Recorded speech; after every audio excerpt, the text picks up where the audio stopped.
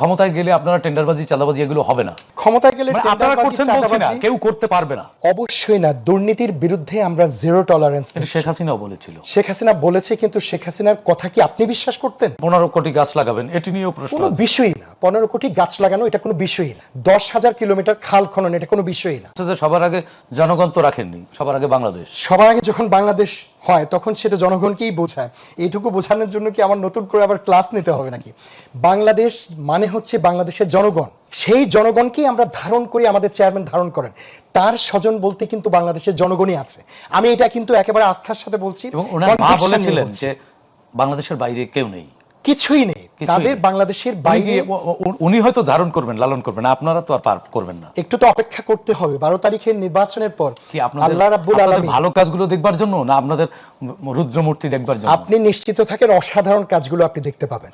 গত বিগত সময়টাতে আপনি যেভাবে দেখেছেন, আমরা 31 দফা আমাদের ইশতেহার ছোট ছোট করে দেখেন। আমরা কিন্তু অলিক কোনো কথা বলিনি, মেগা প্রজেক্টের কথা বলিনি, আমরা ছোট ছোট কথা বলেছি। আপনি যদি 2 কোটি ফ্যামিলিকে আপনি ফ্যামিলি কার্ড দেন, তাহলে আপনি বছরে 5,000 কোটি টাকা খরচ করবেন। এটা সাধ্যের ভেতরে। আনবেন কোত্থেকে টাকাটা? আপনি এই দেশে লুটপাট করছেন, দুর্নীতি করছেন, বছরে 1,60,000 কোটি টাকা কম আর বেশি।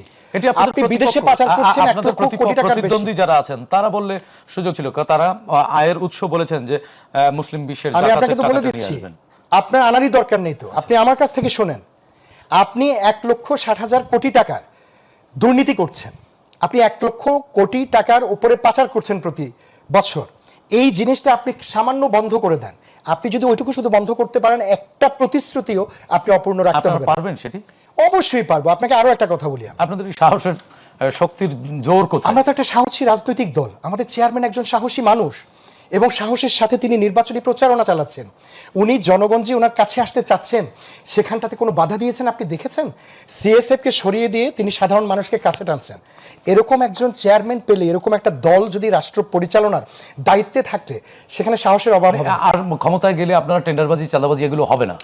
ক্ষমতায় গেলে আপনারা করছেন বলছি না, কেউ করতে পারবে না।